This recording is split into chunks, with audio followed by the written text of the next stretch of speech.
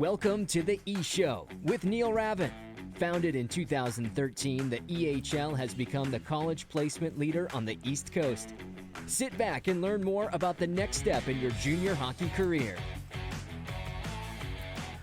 Welcome to the E-Show, presented by the Penalty Box Foundation. The Foundation's mission centers around their daily motto, "We take care of our own," as they help out all of those within the hockey community who've experienced a catastrophic event. Learn more at penaltyboxfoundation.org. What's up? My name is Neil Ravin, and this is episode number 122 of the E-Show. On this week's episode, we officially welcome the pair of new EHL teams to the podcast.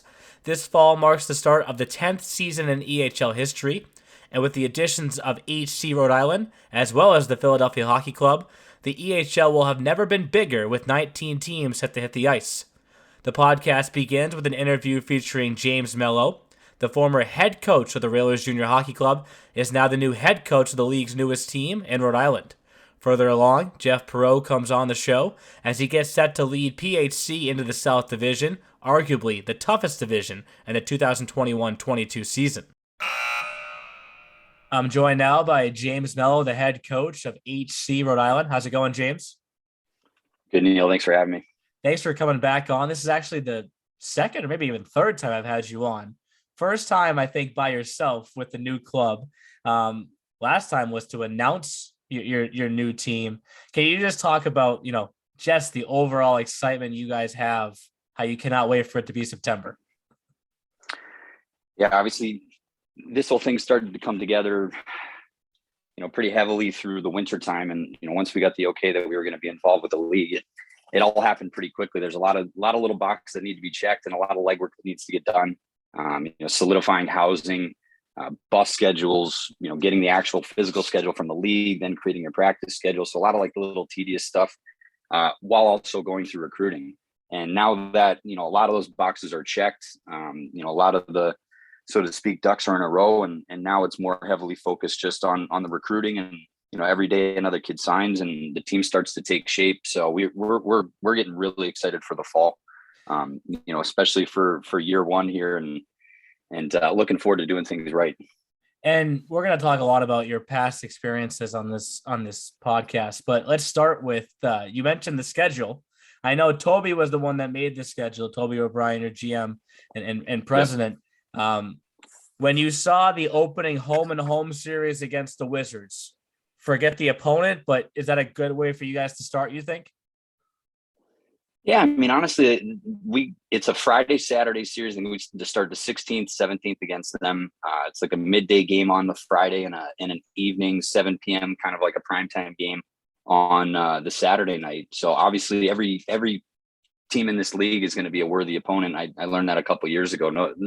No easy games. So regardless of opponent, I think it's going to be a good opportunity for our kids to jump right in and experience junior hockey for the new guys, and guys new to the league get to experience the Eastern Hockey League. We're going to have 2 full weeks of practice prior to that. So we'll be as prepared as we can be and look forward to obviously getting into our first contest that weekend. And you bring up your past experience, and that's where I was kind of trying to tie that into is in the days leading up to the scheduling meeting. I know you had just the one single season with Worcester, but was there a strategy that you and Toby came up with, or you kind of just winged it, or did he just wing it?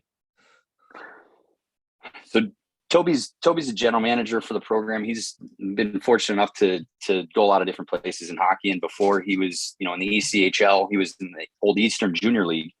So he's been through scheduling events and then did it in the Pro Hockey League for, the East Coast League for 10 years. So I kind of left it up to Toby. I know he's pretty aware of what needs to be done, what he's trying to accomplish in terms of the overall flow of the schedule and when we were trying to get games. So I entrusted my general manager to do a good job, and I think we got a really nice schedule for year one.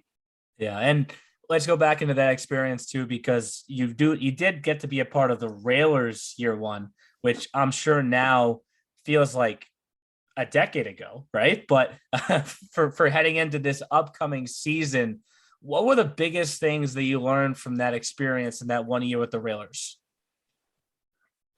Obviously, I think the biggest thing was time. That first year when we got involved, we certainly had a little bit more time this year, Toby and myself, to get involved in the recruiting at an earlier phase where, a lot of discussions happened pretty late in year one when we were doing it in Worcester, where, didn't have the season to go through to go to games for kids. Kind of got brought in that spring and had pretty much just the summer to get into that first fall. So I think that's probably one of the biggest learning experiences. In order for us to get involved in this, we want to do it with enough time to prepare for it and have, kind of have the lay of the land in terms of the players and then be able to get out and actively recruit. So, we were higher up on the list and board for some of their options in terms of teams. And, I think this year we're definitely going to benefit from learning from that. Do you think your recruiting is different this year as opposed to that year in the past? Different in terms of just your style, what you're looking for. Do you with that past knowledge, does it change the way you recruit? Yeah, I think a little bit for sure. I mean, obviously I had some good mentors through that program and learned a lot in that first year of junior hockey, and a lot of the recruiting and how to present your program, et cetera. But I definitely certainly learned a lot about the league too, what the level of the league is, what the Eastern Hockey League was that first year. Had seen a little bit of Eastern League hockey, but didn't see it on a daily basis from a coaching standpoint. And, what shows up at some of these showcases, sometimes looks pretty good, but then when you put it in the league, I definitely gained a lot of respect for the level of the league. And I think that year of experience certainly helped to prepare for this year a little bit differently in terms of, seeking out players, skill wise, what you're looking for overall. Definitely having a year of experience helped.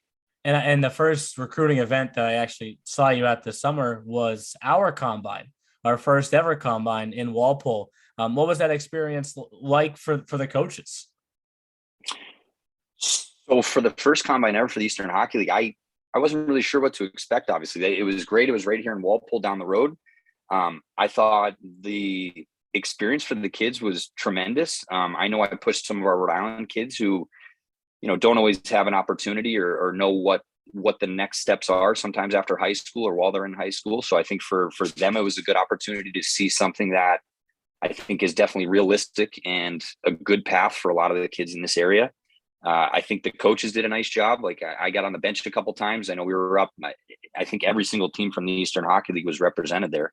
So all the kids got a pretty good opportunity to get exposure and have an opportunity to be seen and get touches on a lot of different coaches. It wasn't the same guys on the bench every day. It seemed to rotate a little bit, and you got a chance to see a lot of different kids. And there's a lot of interaction, a lot of talking, which I know that's not always the case at some of those showcase events, but for the overall experience for the kids and everything, it seemed to be a pretty good one. And then, so you get to experience that event, which brought all of our coaches together, as you mentioned, which was really the first time we've done that in a long time. And then I actually saw you a couple of weeks ago as well out in Denver in Colorado. When you go on the road as a brand new program, what do you find yourself selling first when you're trying to tell a kid to come play for HC Rhode Island? I think obviously first and foremost, we want to present ourselves, our backgrounds. I think that's, for myself and Toby, I think that's a huge part of the new franchise. We're not new to junior hockey. For him, he was one of the original guys that started the Eastern Junior League back in the early 90s. So he had experience in junior hockey back when there really wasn't any junior hockey. So he's been through that, and myself going through it once previously. I think the experience that we've got, kind of lends itself to being a new franchise, but, doing it such that we've been here before. I think that point of being a new franchise and breaking down some of the barriers on kids, is appealing to some, that it's a new franchise because, we're stepping into a situation where everybody's going to have a fair opportunity to play and have a good opportunity to prove themselves this year.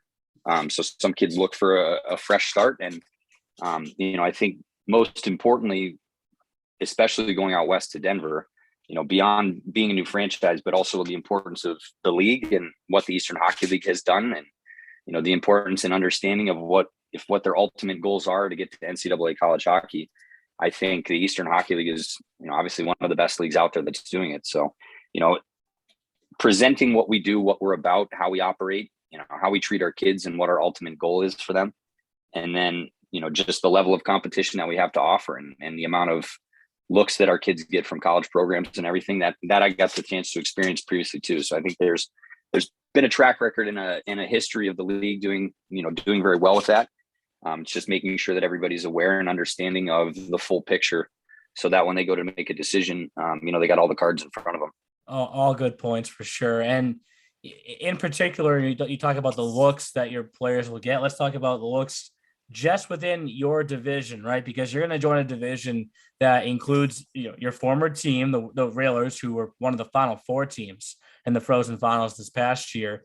And on their way there, they knocked off the Chiefs, a team that continues to take a step forward each and every year. And then to round out your division, you have the Rough Riders and the Apple Corps, who you could call maybe two of the most historic franchises in the EHL, part of the original six.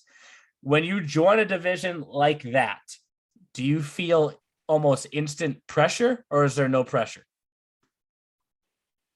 Well, there's obviously pressure. We want to have success. I think for us, we're going to be focused mostly just on the process and, educating our kids, giving them a path for development, and making sure that through the process that we're providing, we're going to have success and we'll end up winning games. I'm excited to be in the division that we're in. I'm honored to obviously have the chance to compete in this league. But there's certainly some names. And like when I played, Valley Junior Warriors were around, and I know the Boston Junior Rangers were a franchise that has changed and shifted. So, I mean, there's a lot of teams with a lot of history in the league. And we're very fortunate to be in this type of situation. I used to go up and play Apple Corps back in 2006 when we were playing junior hockey. So, certainly excited to get into it. Definitely, not nervous. I think it's just we're excited to get boots on the ground and just start going. If you were able to go back in time and tell your past self that you were going to end up coaching against some of these teams that you were playing against, would your past self have believed that?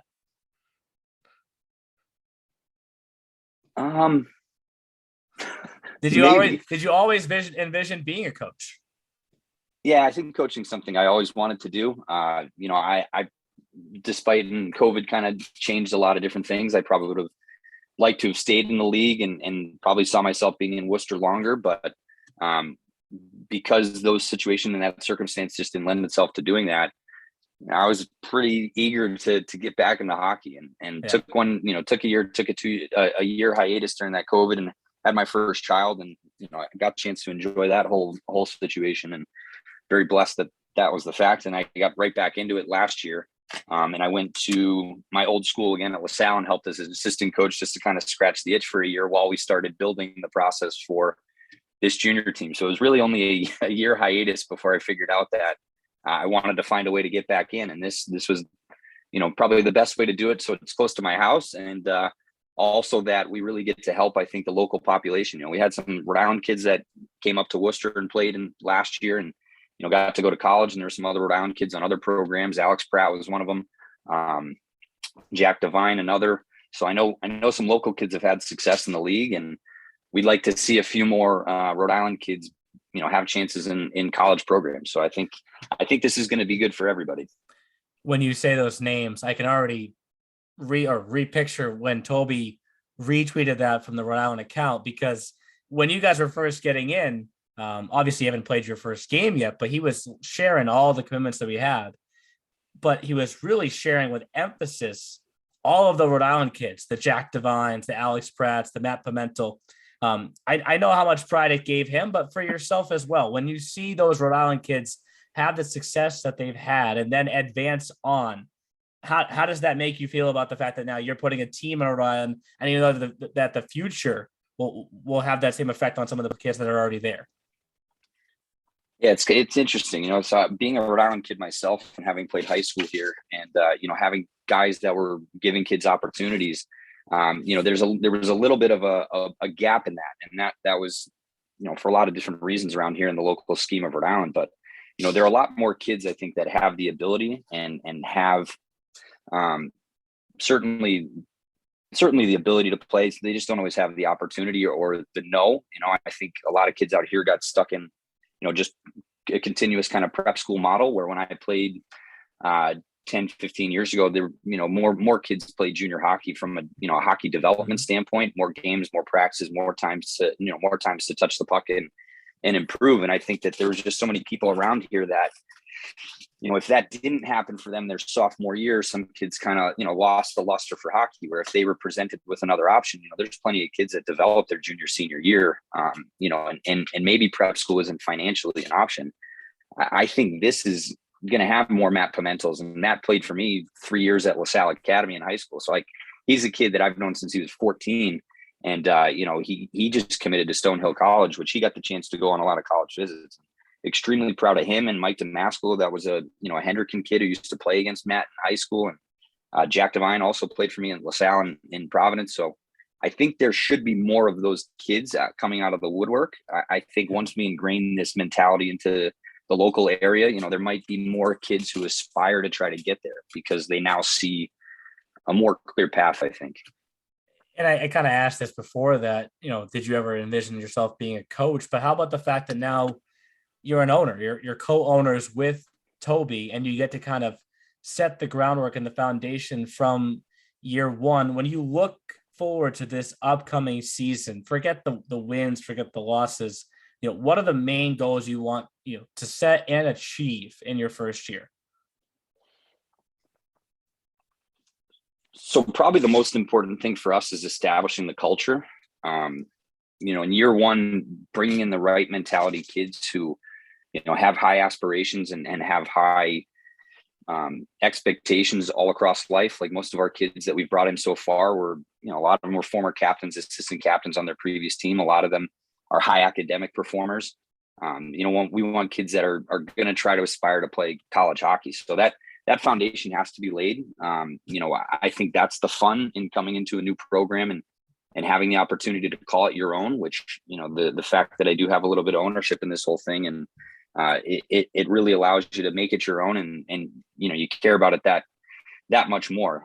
You never shut it off because it's got your name attached to it. So there's a constant thought process. Like we really just in year one here, we want to do right by our kids. We want to provide a good opportunity for them to, develop, get better as the course of the year goes on.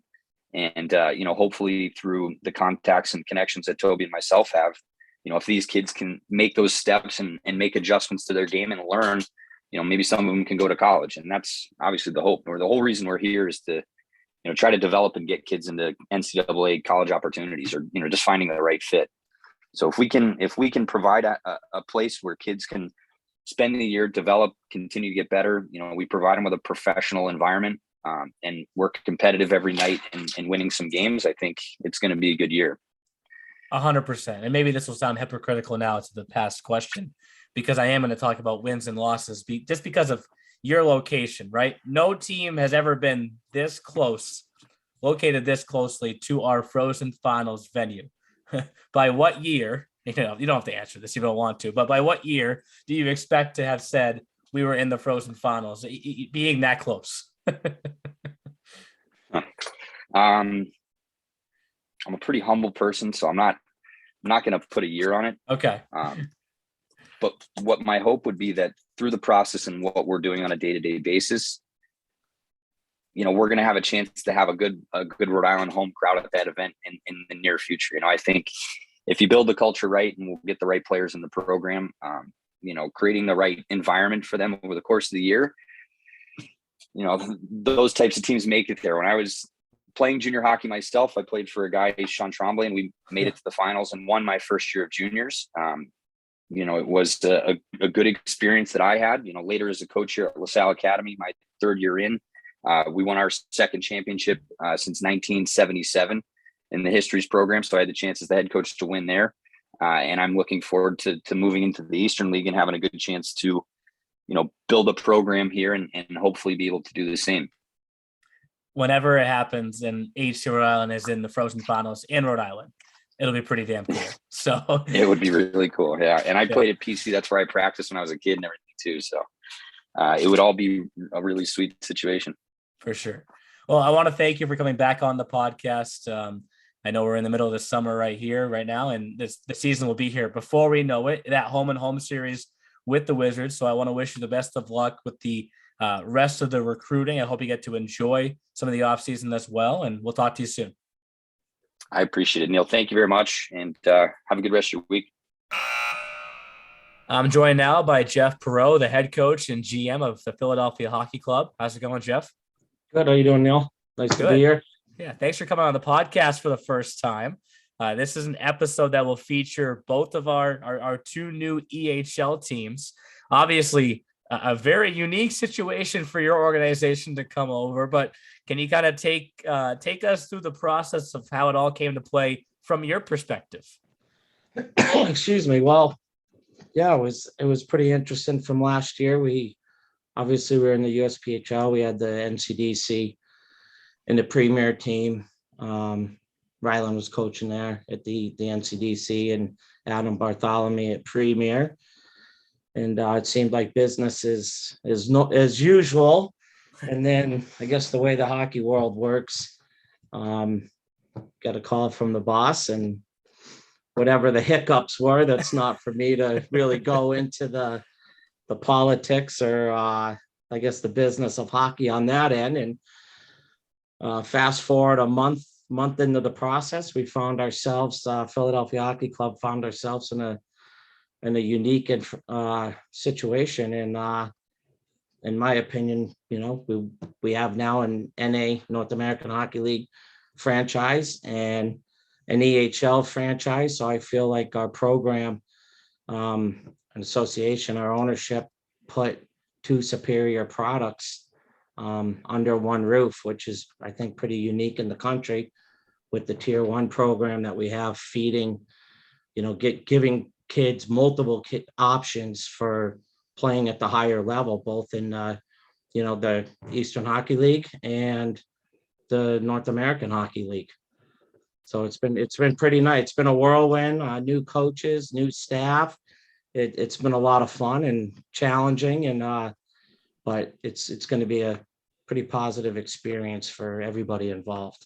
Oh, for sure. And not to get too much into the business side of things, like you were saying, but we now have two organizations that have exactly what you just said, an EHL team and an NA team in the same building.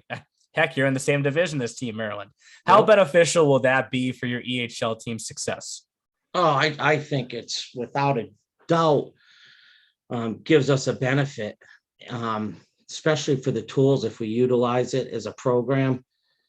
I know, our ownership and, our entire coaching staff, it really is a one-stop shop for our premier players at the U18, AAA, and 16 level, playing now, top competition in the AY League, the NA, PHL in their premier, division under one roof, and now having realistic goals to really find a home for multiple players, whether you're ready at that EHL level, if you're ready for the NA level.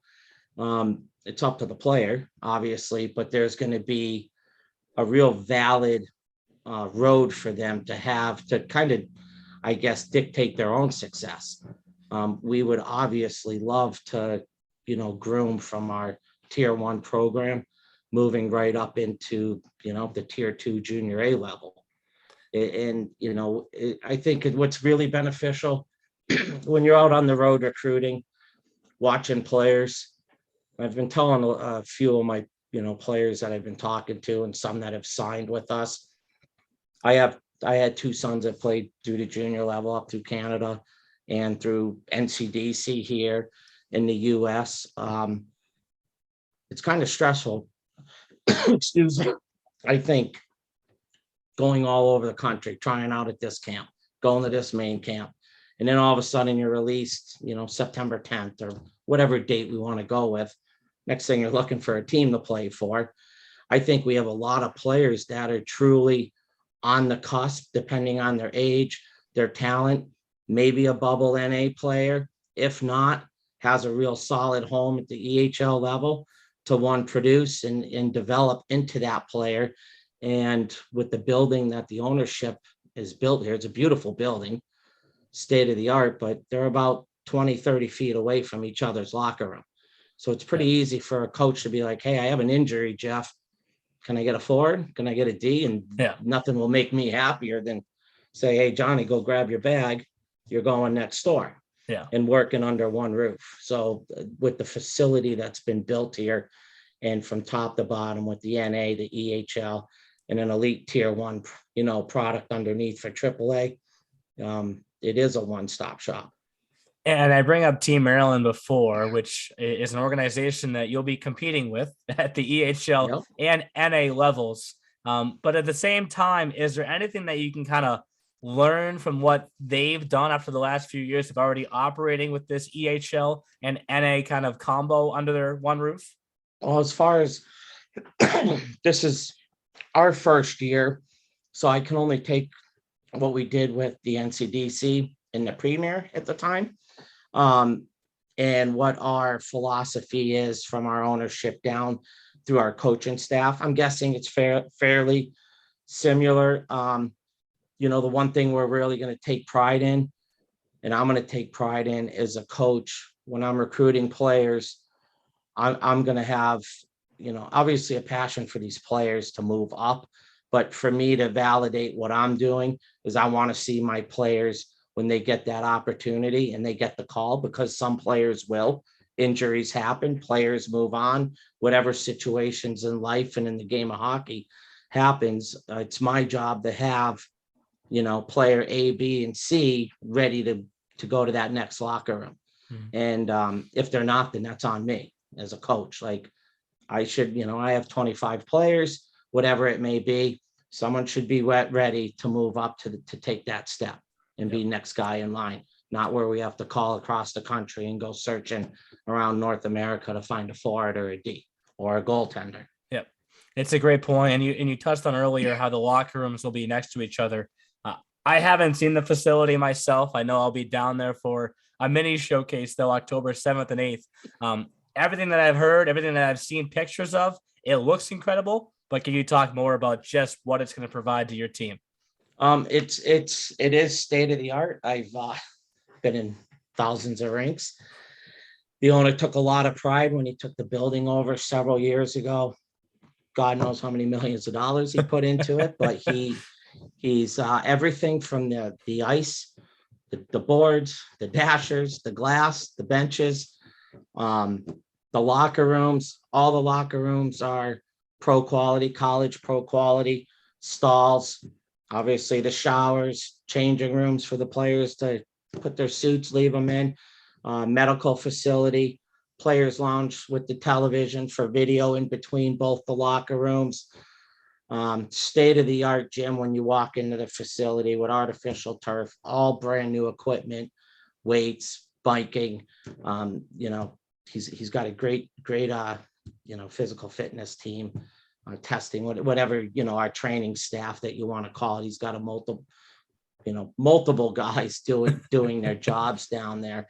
So 4 sheets total within, I guess, the structure of the building. We have 2 NHL rinks in this building with a mini rink for training, shooting, and then Jim bought the building right at the corner when you enter on the street. I guess it used to be, I'm a little newer to the area, but it used to be an inline and I believe gymnastics facility, and he put another full NHL sheet there. So for our facility, for our players, we have 3 NHL sheets and a private half ice sheet in the building. Everything's brand new. I mean, a gorgeous restaurant that overlooks both rinks.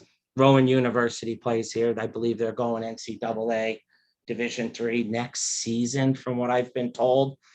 Prep school hockey, high school hockey. So on the weekends, it can be fun. So some of these interdivision games when the little Flyers come and Maryland, and what I love about the league and the EHL is how you guys have it structured. I think within our division, I'm going 93 miles. It's like our longest road trip from within the division, which is pretty nice. It seems like everything we shoot up and down the 95 corridor and we're there. So we're looking forward to having that product on the weekends and at night, followed by an NA game and college games going on. It can be, there's a lot of traffic here. It is a beautiful state-of-the-art facility. and plenty going on too. And I'm glad that you A brought lot. up the South Division because I have to get to it because obviously you're going to jump right in with both feet. I'm not sure if you know this, and maybe this is just my opinion. I'm sure the other three divisions are going to probably text me after I say this, but the South Division was the toughest this past year.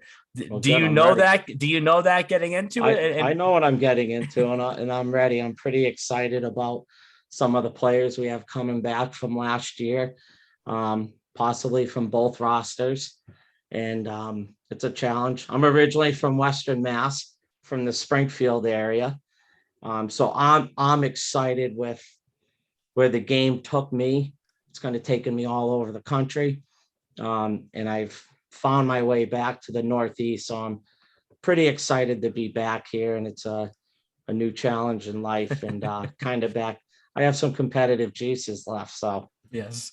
And in a way, I didn't really do you any favors either with the showcase schedule. A few of your first matchups right off the bat are against teams that recently have been in the Frozen Finals. So overall, though, to be able to be on this side of things now and get into the showcases that we put forth, how excited are you to be a part of those events? I think it's going to be great. I love how you guys structure everything where the college coaches, but up and down can really get to it on the way you do your scheduling and the days. I think it's been great for recruiting.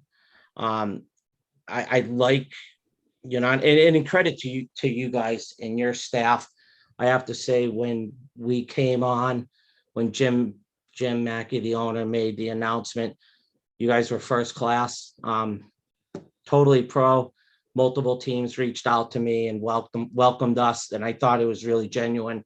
And then when we went to the league meetings, you guys were, over the top class act, like everybody in the league. And I truly mean this, that I think it was one of the first times I was in a meeting where you had, all your owners and some coaches, and I thought everyone was there for the right reason, trying to protect the validity of your league and the quality. And that's a credit to you and the rest of your owners and coaches in the league. It's been great. Well, good people like to be surrounded by good people, right? So I would also honestly be remiss to not already acknowledge the good people in yourself and the staff that you mentioned. You've been great since you've come in. We haven't even played a game yet, right? And we're actually pre-recording this because it's going to drop while I'm away for my honeymoon. But you mentioned Adam Bartholomew's name. I could probably plan out my entire itinerary for my entire honeymoon because of what Adam provided to me after I announced that I was going away. So good people. Adam's been a dear friend of mine for years. My sons have played for him. I've known him probably, I don't know, 15 years when he was out in Utah. Then he went to Nashville and started the Predators program. Then he ended up in Philly. And kind of a funny story, after my playing days, I was a college and pro ref for years, probably where it's funny. I talked to a lot of coaches, probably where I learned the most about. I probably learned more about the game when I ref D1 college and pro hockey than ever playing the game. You ended up seeing the game you end up seeing 360, everything happening before it happens. And you see everything develop. When you play, you read, you react. Coaches tell you what to do. You try to make them proud, do what your job is, focus on your job. And when you're officiating at the high level, you see everything. And it's been great with kind of coming full circle with Adam here. He's a great guy. He'll be a major part of the staff with us on and off the ice. Yeah, for sure. And to wrap things up, you don't have to give me any sort of number or type of bold prediction, but making this jump over, what is the main goal for the season? When we get to this point a year from now, what's going to make you look back on this first year in the EHL and say that was a success because that happened? Two things. Well, I'm confident we'll win games. Okay. And we'll be, I expect that. I know the talent and I'm not trying to sound arrogant. I want to be confident. And moving my players on to school.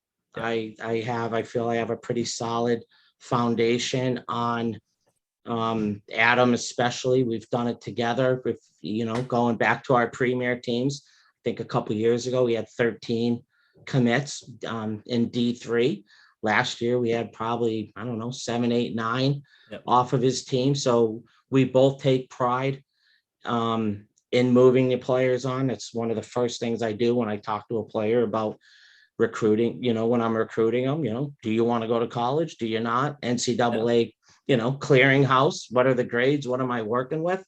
Because 0.8 is not going to give me much to work with to get them into school at the, at NCAA. So we take a lot of pride in that. So I fully intend and expect our team to be competitive the entire year and competing towards the top. And I expect to be placing multiple players in NCAA. Well, we can't wait to see you reach those expectations. So I hope so. I want to thank you for coming on the podcast. Okay. Good luck. Good luck with the rest of the Anytime. recruiting, and enjoy some of the off season if you get the chance to. Enjoy that honeymoon, right? You have the honeymoon coming up. Oh yeah. So there you go. Thank you. Well, once again, you guys have been spectacular.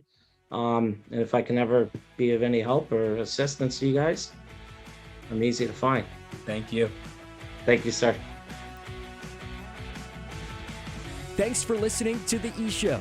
Learn more at easternhockeyleague.org and follow us on Facebook, Twitter, Instagram, and YouTube. Also, be sure to subscribe and get notified when next week's podcast is released.